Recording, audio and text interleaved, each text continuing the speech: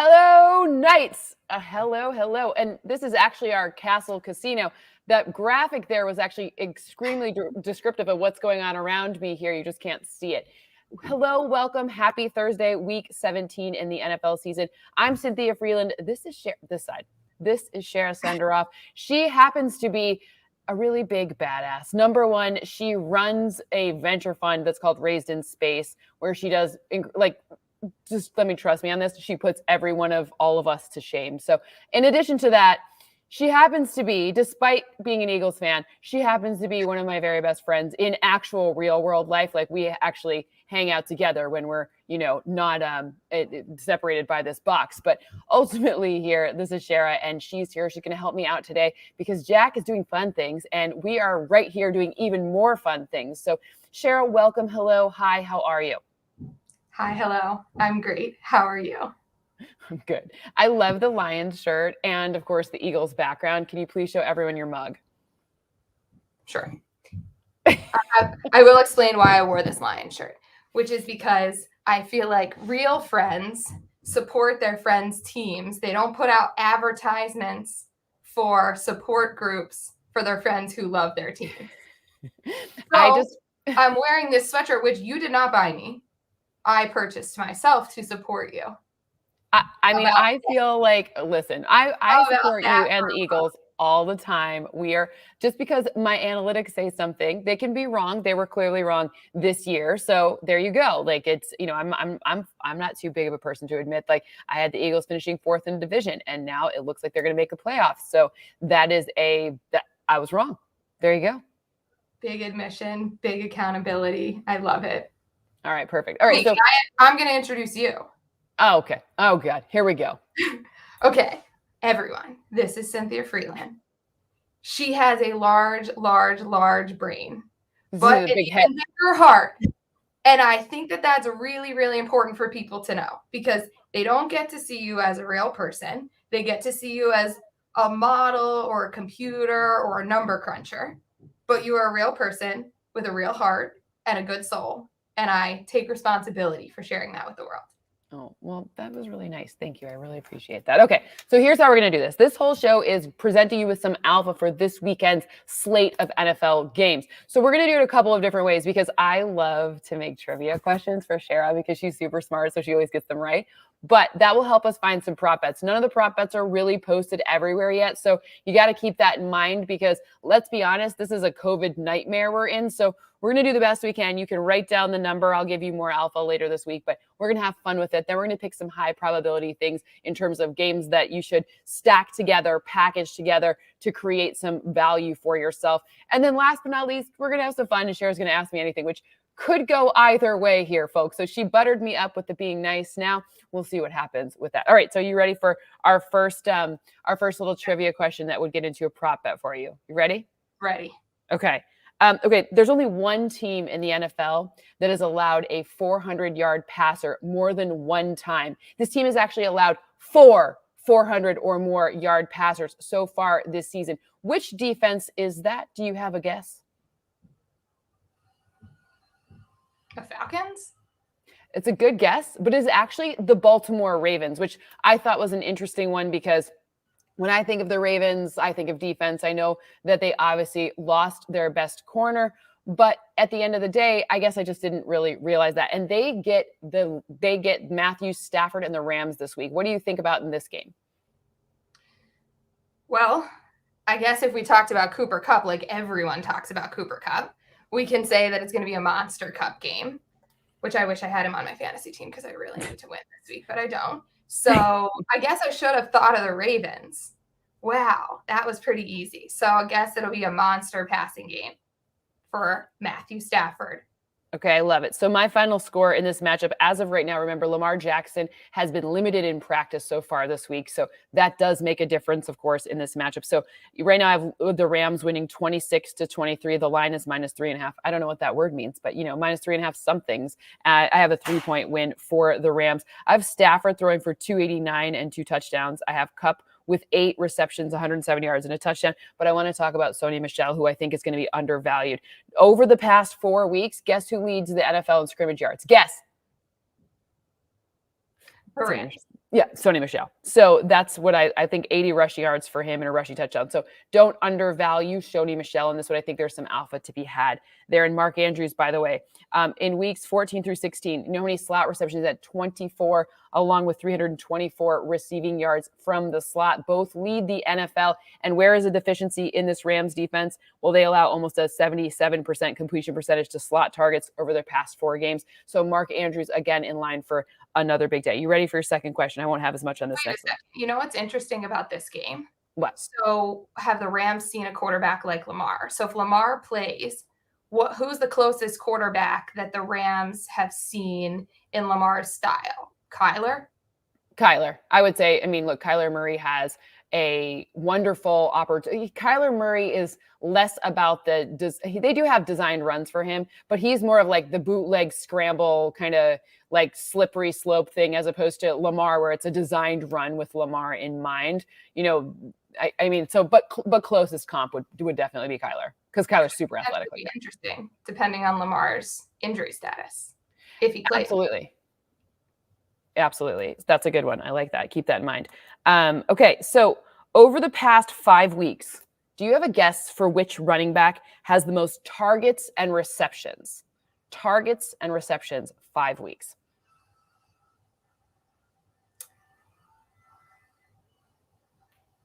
I would have thought Sony Michel. It's not Jonathan Taylor. It's not Jonathan Taylor. He hasn't actually had a reception in a couple of weeks, which is random.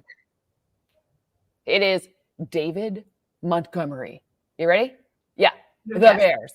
So the interesting one about this Bears and Giants tilt, the Bears are favored by 6, only 37.5 points forecast in this one by the people in the desert. But interestingly enough, Saquon Barkley hasn't had more than 64 rush yards in his 11 games played this season.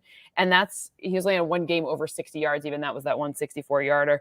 For me, Montgomery has the bigger day compared to Saquon. I have Montgomery with 68 rush yards, a rushing touchdown, and 2 receptions for 14 yards. So Saquon only has less than that in terms of not just for fantasy implications, but also, you know, if you find something where they say this or that, we're going to pick that. So do you think, you're really familiar with the NFC East, do you think that this is going to be a bounce back situation for Saquon, or how are you feeling about this one? I mean, the quarterback situation there is a nightmare, but other than that, like, do you think Saquon has a big game here? I think this is actually an interesting game. Well, first off, it depends on who plays. If Nick Foles obviously plays, then I think it truly gives the Bears their best shot of winning. Can we talk about who again?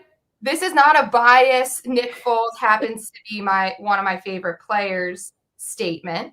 This happens to be a Nick Foles gives them the best shot to win. This will be a defensive game, obviously, but I actually think that the Giants could end up winning just by winning defense, which I know is not your whole thing, but I think this could be an interesting one, and I think that maybe Saquon will stay under 70.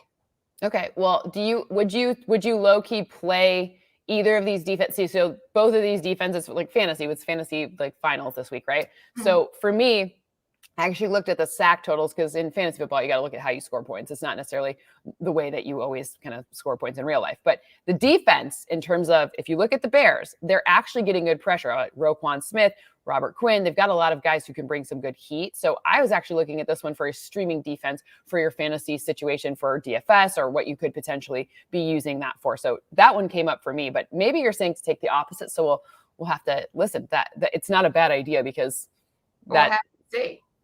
We'll have to see it, but I just don't know how you could pick the Giants defense against your guy Nick Foles. Just saying, if it is him, it's likely. I don't think I'd pick him. I'm with you. I love it. Okay, next one: Amon-Ra St. Brown and Jalen Waddle. Okay, these two guys have 8+ catches in 4 straight games. There's only one other rookie in NFL history that has better than that, has done that for longer. That streak is longer. Guess who? He's still playing in this league. Guess who it is? I wish I had these questions before the show. Cup? Odell Beckham Jr. That was a good guess though with the Rams. It was Odell Beckham Jr. He's the only one that as a rookie has longer. Just so you know, Jalen Waddle only needs 6 receptions to pass Anquan Boldin for the most by a rookie in NFL history. And if you look to see, I'm obviously a Lions fan. in terms of fantasy points earned, Amon-Ra St. Brown actually has more in his rookie season than Megatron, than Calvin Johnson. He didn't have Matthew Stafford that year. I will put an asterisk there, but let's just say that was kind of amazing. Kupp and Calvin Johnson. I mean, why are people talking about that? Obviously, they're talking about it. I'm not seeing it a lot, though. Why aren't people giving Stafford credit? I think a lot of people, so Matthew Stafford, the interesting part is that pendulums swing too far. You know this. I know this. So in the beginning of the season, he was the savior. The Rams were going just sign them up for the home Super Bowl at SoFi Stadium, and nothing was standing in their way. And then you saw some, interesting stuff like that Titans game comes to mind when the Titans just came out with so much defensive pressure, and Matthew Stafford, he was literally on the ground. All of the sacks happened in the beginning of the game, and he couldn't take care of the ball. To me, if a 300-pound man is rushing in your face, it's very hard to hold on to the ball. So at the end of the day, I think it swung too far. And now people are like, he's not the reason they're winning. This is a run-first team. Sean McVay's going to run. Sure, every team wants to be able to run the football. No team's going to be like, you know what? I'd rather have to throw it and potentially get intercepted on every single snap. So I think the pendulum has swung too far. And I think Matthew Stafford is still an exceptional quarterback. To me, he doesn't land in the same caliber as your Patrick Mahomes, your Tom Brady's, but he's not he's probably quarterback 8, 7, something like that. Totally able to win you a Super Bowl, but not the guy who, it doesn't, there are only a few generational quarterbacks by definition. So that's just kind of how it lands for me. Agree, disagree? What do you think? Agree. Okay, speaking of that, which one would you take? We're going to ad-lib this. You get a quarter. This isn't in your division, so don't worry. It's not about Nick Foles. So you get to take this second-year quarterback, and you get to have him for the next 10 years, okay? Which franchise quarterback are you taking? Are you taking the Los Angeles Chargers, Justin Herbert, or are you taking Joe Burrow from the Cincinnati Bengals? I'm taking Herbert. Oh, I'm taking Bengal. Why are you taking Herbert? I know everyone take Burrow, but I'm taking Herbert because I just love how he's just he just fires the ball. I just think he feels a little bit more wild, and I think it's more fun. Okay, so you like him because he's more fun. Who's going to win more games over the next 10 years? Now, you have to, I don't know. I mean, the Chargers, remember, the whole team matters here. Quarterback wins is a fake stat. So it's just an interesting one. Burrow wins more games over the next 10 years because look at how many guys on that team are under 25 that are just crushing in stats. I mean, 2 receivers. Joe Mixon, of course, I have had him in multiple fantasy leagues the last couple of years, and he hasn't done well. But now look at them. So just so you know, in Week 16, Joe Burrow threw more touchdown passes than Trevor Lawrence has in his last 10 games combined. That's not an indictment of Trevor Lawrence. He's on a bad team, but it's just kind of a fun stat. Joe Burrow did more in 1 week than Trevor Lawrence in 10 games. Who expected that? What's that? Who expected that? I think it's been messy down there. I'm very excited to see. So I know you'll love this one. Your guy, Doug Peterson. Yeah. I love his approach to what's been going on, just going down there because he's interviewing for that job in Jacksonville, right? And he went and he said, here's my list. And it is literally every coach, every person he could get from that Eagles team, which, some people are like, well, those are the people that got him fired. They're also the people that won him a Super Bowl. So it's actually pretty funny. I thought that was pretty, listen, he's going to go, he's his own man. I love it. He's great. And whoever gets him is lucky to have him. Totally.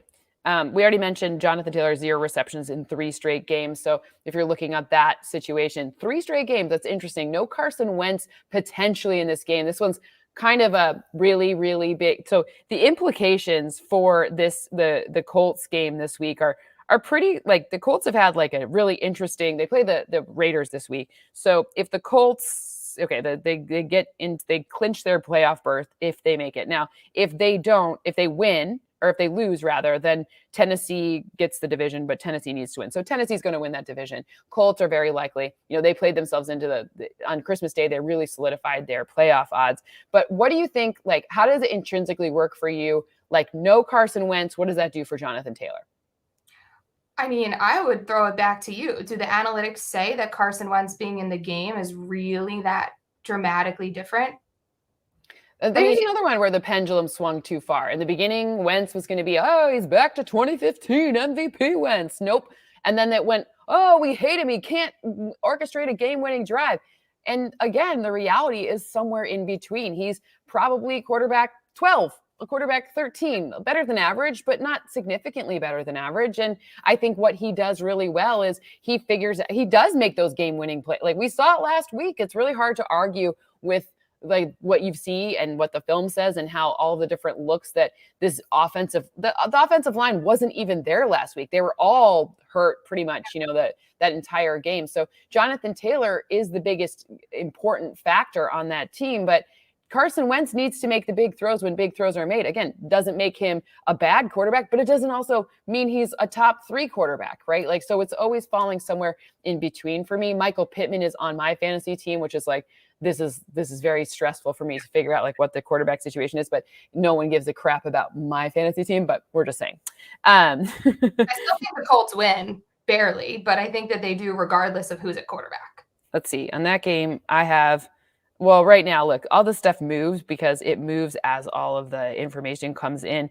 But as of right now, I have Indianapolis by 6, 25-19 as my final in that one. So a lower scoring game, slower offensive pace because of more of an influence of Jonathan Taylor on that one. And the Raiders, while they have the highest pressure front in the league, they're not able to consistently run the ball. You actually saw the reason they were able to beat the Broncos last week was because they got the run game working in the second half of that game. But you saw what happened when they're under pressure. Those turnovers right at the end of the first half last game against the Broncos. That defense was really able to create some turnovers and score off of those turnovers, even though they were playing without Teddy Bridgewater. So that one's an interesting too. Okay, let's talk about a little bit about Tom Brady. Okay, Tom Brady. I know you love Tom Brady because of it worked out for you.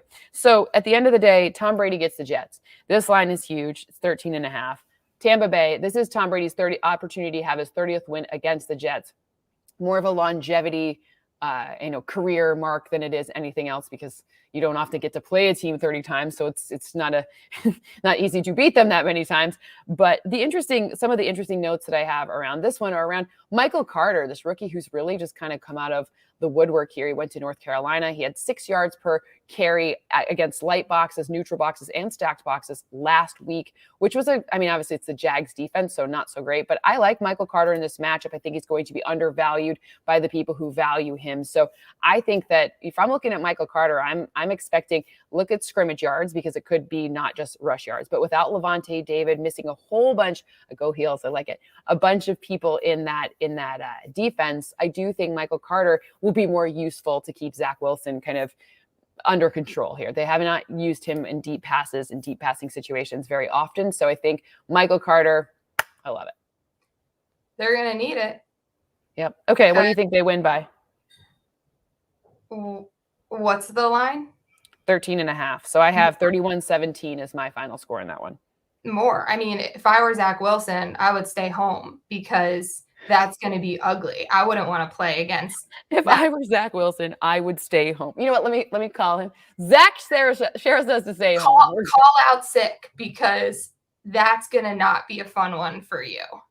Yeah, I mean, look, I think though, look, if you're talking about what do the Bucs really need to do in this one, they probably need to figure out the run game without Leonard Fournette. So I would imagine that this is going to be a very big Rojo game because if they're missing pieces, they're going to need to sort out some of that. So there's no Chris Godwin. There's probably no Mike Evans. I'm pretty sure about that one. They're missing, all of these different pieces. So I would think that this game script will probably be let's figure out, I think your old friend Gronk's going to score a touchdown, but I think that in addition to kind of figuring out how the pass game works without these major stars, get the run game going. And that's an area where the Jets, they rank dead last in the NFL in rush yards allowed per game. So let's just Rojo. So I don't think it's going to be the highest scoring game because I think they're going to, I'm not suggesting Tom Brady's going to not do Tom Brady things, but I don't think it's going to be a 300-yard passing day with 3 passing touchdowns. I think it's going to be more, let's just figure out a bit of this so run game. We're not going to see a 56. I don't think we're going to, I don't. Nope. In honor of Super Bowl 56, I don't think that it's going to be a 56 in this game. Pretty good. I want to talk about Jonathan Taylor one more time because I have the stat and it's pretty rad. Okay, Jonathan Taylor leads the league in 10-plus yard runs, 20-plus yard runs, 30-plus yard runs, 40-plus yard runs, 50-plus yard runs, 60-plus yard runs, 70, 80, and no one has a 90-plus yard run. Okay, does he win the MVP? I mean, No. it's going to be Rodgers, and it has to be Rodgers. And I'm all for it being Rodgers. I'm a huge Rodgers fan. So it should be Rodgers. This is the season that it should be Rodgers. Look at his touchdown to interceptions. Wait, I just brought it back to the Packers, my second team. Which is why you're wearing a Lions shirt. I had to. I'm wearing a Lions shirt for you. I know. This is an homage to you, my friend.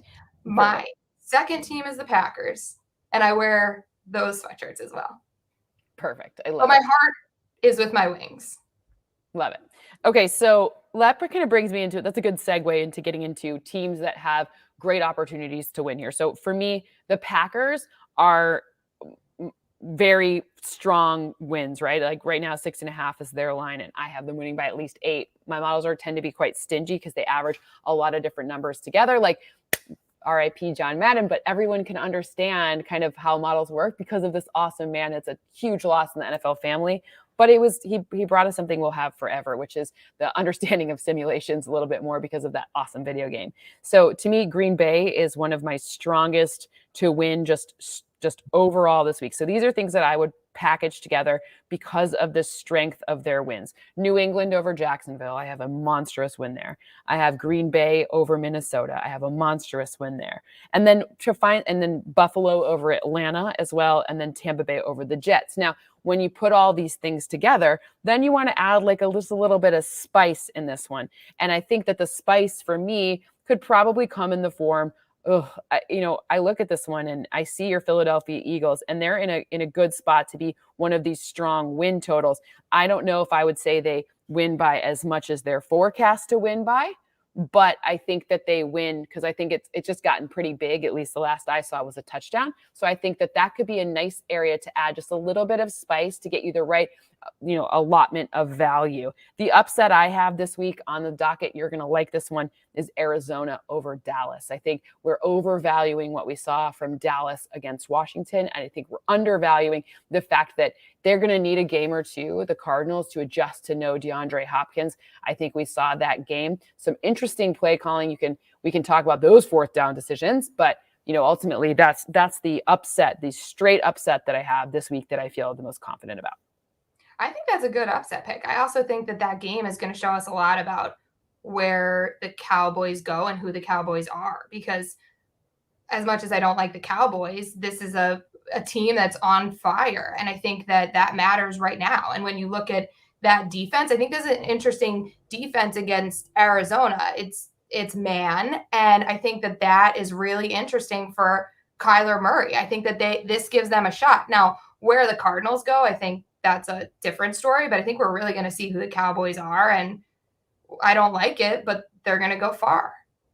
Yeah, it's interesting to me in this matchup, whether or not Zach Ertz plays is a tilt for me. And it's funny to go from a tilt of, tilt of who wins the game. Right now, I see Dallas is favored by almost a touchdown. So I think there's a lot of value that Arizona will keep it close, kind of no matter what, if not upset. But Zach Ertz becomes, to me, the tilt of who wins that game. It's the tipping point, because I think that if you look to see what they'll likely execute, you're right, against that man defense, against these, the simplicity of Dan Quinn's defense creates an opportunity for those interceptions. And Kyler Murray running the ball and being able to see kind of the running lanes, the rushing lanes when these kind of man principles. That's one of the best man beaters, is when you have Kyler Murray who's able to take off at any time. So at the end of the day, I think that's what keeps it closer. And I also think that we're undervaluing this Cardinals defense. 7 points, like undervaluing this Cardinals defense too much by doing that, because they've got a lot of weird roamers, right? Like you've got Budda Baker. He's a safety by trade, but does he ever play only safety? Like Isaiah Simmons does the same thing, right? He's just all over the place, linebacker by trade, but that's not really what he plays, right? He plays hybrid. They're all Troy Polamalu, if you want to use that older reference point. But I think that was probably the most interesting game for me of the week, I would say. I agree. Probably. Before we move on from that little group, we're getting a Davante Adams touchdown, right? What's that? We're getting a Davante Adams touchdown, right? We're definitely getting a Davante Adams, Cooper Kupp. We're getting Deebo Samuel. These are strong touchdown odds for me. I do think that there's something really fun about that Packers-Vikings game with Davante, because I think it's funny with Aaron Rodgers owning the Bears and Davante really owns the Vikings. So it's pretty amazing to see those stats. I know there's a monster one in that game. Yeah, I mean, I don't want to, my problem with talking too much, Jair Alexander being back for the Packers is really, like, we talk about how far the Packers can go. For me, the Packers, 80% go, they're getting that playoff, like, bye. That is, the bye this year, to me, forecast to be even more than usual. Obviously, last year was the first time we saw just one team from each conference get a bye. This year, second time we see that. But this year, even more than ever, with all this confusion, I don't even know, like, the protocols change every 5 minutes. So, like, you get the bye, you get one extra win. It's even more crucial this year than any year ever in the history of the NFL. So I think that the Packers getting that bye, I'm going to be tracking how this defense gets even better. Because, by the way, they were really good without Jair Alexander. And now you get back arguably one of the best three, if not the best corner in the league. Oh, great. Like, let's do that right in time for the playoffs. So, that's an interesting one I'm going to track. I don't know who's playing for this. Adam Thielen, he went on IR. We've been seeing Dalvin Cook in and out of lineups. I don't know who's playing, so it's hard to say. I know Justin Jefferson's going to be a problem. He's really fun to watch, but and Osborne's really stepped up. What's that? Osborne's really stepped up. I mean, good luck against some of these guys. Like, he better, but like, I don't know if that's going to be the case. So it's just interesting to see. That one's more of like a playoff preview. Like, how good are the Packers? Let's see if they can shut down Justin Jefferson the way that they're going to need to if they're going to play teams like the Rams in the playoffs. So interesting on that one. The other one that's interesting mildly, but only because San Francisco's quarterback is interesting, and San Francisco is technically, they're probably going to make the playoffs, but they could still not, right? They draw Houston this week, but they draw Houston with some questions about Jimmy G. Do I think that Jimmy G's playing? No, even though Kyle Shanahan says maybe he has a chance to, like, grade 3 thumb sprain. I don't know. I'm not a doctor. So I do know that if they have Trey Lance playing, which is likely the case, I think it's funny if you go back and you watch some of his film, like a few times we've seen him. It was week 5. That was his one start. He had more carries than completed passes. He had 16 carries, 15 completed passes. So again, a fun one for daily fantasy purposes, or maybe an undervalued rushing number there. So it's something in the 40s. If you see anything lower than 40, go snatch that up, because he's a rushing threat on every down, especially, this defense has been, I don't know if the Houston's defense has been something that to talk about, but we saw them, have a good go at it last week against the Chargers. So run away from pressure. That's just how this quarterback will do it. Anyways. All right. So any other game you want to talk about, or any other question you have that we can get into? I do have the Chargers winning this week. I'm trying to think if we missed anything. I have New Orleans winning this week against Carolina in a higher scoring game. I have the Seattle Seahawks beating the Detroit Lions, and both running backs, all running backs in that, because there could be a weather game. That could be a weather game again in Seattle. So keep an eye on the weather, because that's, your Rashad Penny numbers. It looks as though DeAndre Swift will be back. Those could all be undervalued based on whatever we hear whenever those things come out. You're taking Seattle over the Lions, aren't you? Yes. I mean, yes. Well, we missed probably my second favorite game of the week, Kansas City and Cincinnati. Who do you have in that one? Kansas City, probably by a little bit, but I think that could go the other way also. That's going to be an amazing game to see Burrow, who's actually been a lot better than Mahomes by way of the numbers game. Kinda. Okay. Well, let's be honest. I didn't really look at the numbers, but that was just a phrase to throw in. But yeah, no, he has been. I mean, in terms of like fantasy implications or implications from that, like, Joe Burrow's a gamer. Let's be honest. Like, I really enjoy watching him. He and Patrick Mahomes have that, like I'm not going to let you beat me. Like, they both have it. Like, that was a bit like Bengal-like. Mm-hmm. That was your Bengal impression? Rawr. That was good. Yeah. Mm-hmm. I'm really scary. So I agree. I think this is the second best. I think this game and the Cowboys-Cardinals game are the best games. And by the way, if the Bengals pull off the win, they win the division, clinch the division, playoff spot, the whole thing. Kansas City has already. To me, Kansas City gets that bye because I have Kansas City winning this game. Right now, the line appears to be 4. I have, let's see.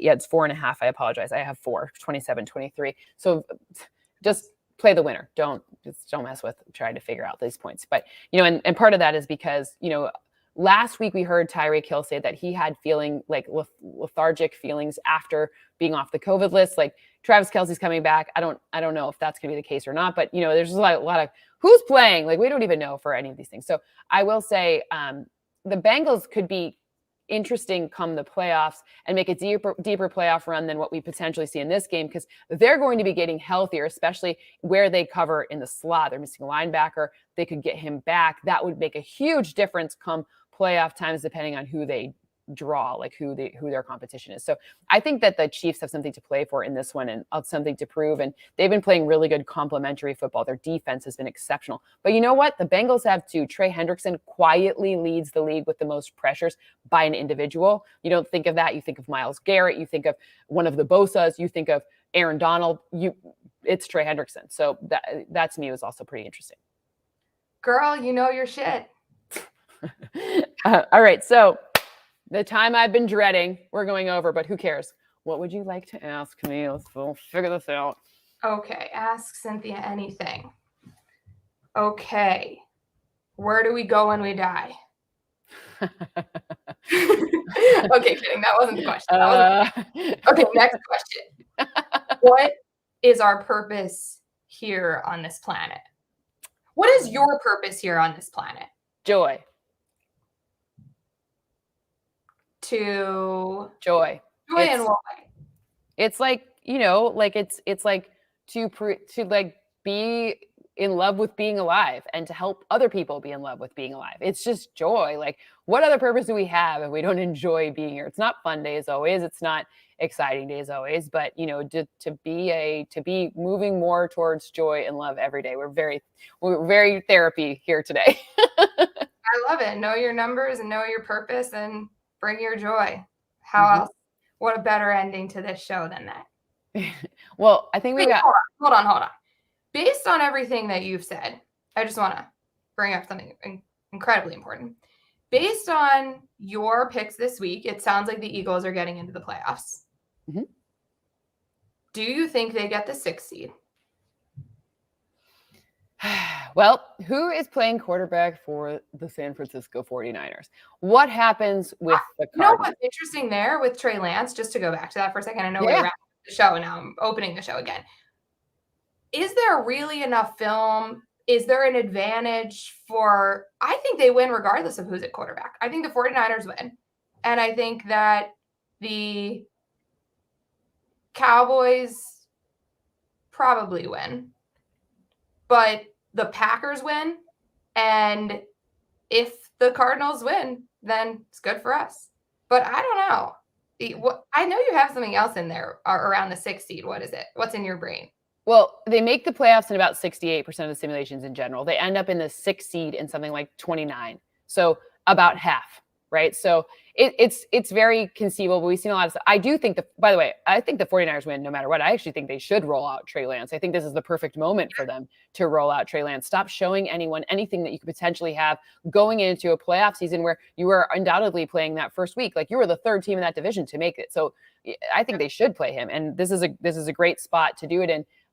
Because this is a defense he could probably learn something from. He can see it. It's a lot of times with, what quarterbacks have to face. Can they see? It's all about eliminating variables and figuring out what is the safety showing me? What does the safety think I'm doing? It's actually pretty meta, right? Like, I see you seeing me do that. Like, it's very, you have to learn at some point. So that was so Matrix.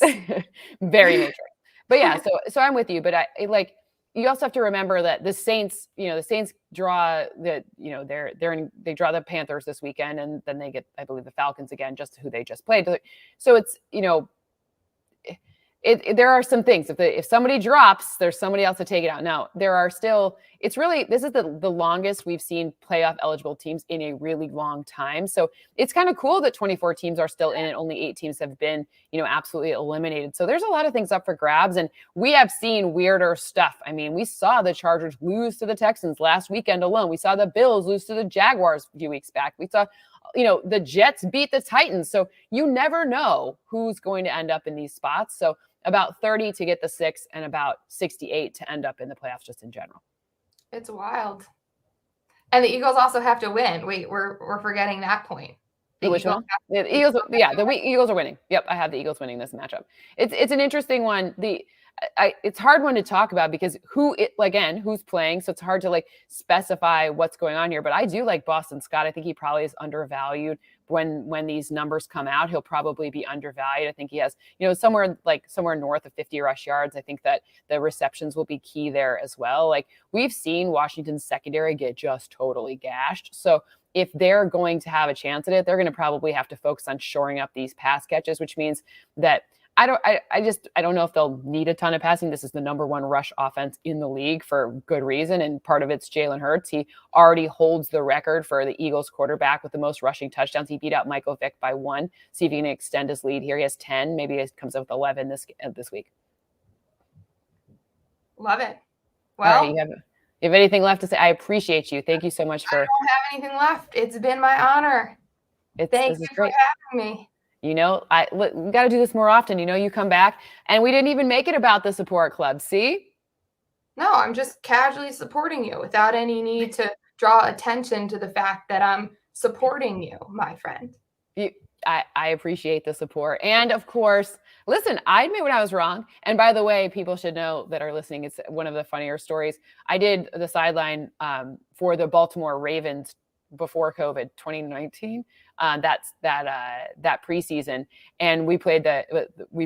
You wear the Ravens in the preseason. You wear the gear of the team that you're doing sideline for, and I was wearing Ravens gear, and we were at the Eagles game, and Swoop, the Eagles mascot, comes over to me, and all I could think to say was, "We're all just birds," and Shara really likes that, so it's always a good story. I could have prepared my photo that I have in my phone of you with Swoop. Me and Swoop. Besties. No, I like Swoop. Swoop was adorable. But Swoop's also a really good name. We're all just birds. We're all just birds. That's what we should end with. We're all just birds. We're out. Awesome. Have a great day. Thank you all so much for stopping by, hanging out. We'll be back here next week, and it'll be way more professional. Jack will be back, but with the hosting gigs. But this wasn't professional. What? My sweatshirt and these wings? Listen, you're super professional. I'm saying I'll be more professional. Oh. It's all obviously the poinsettia will be gone. With you every single time. Let's be real. Perfect. Thanks so much. Have a great day, guys. Enjoy.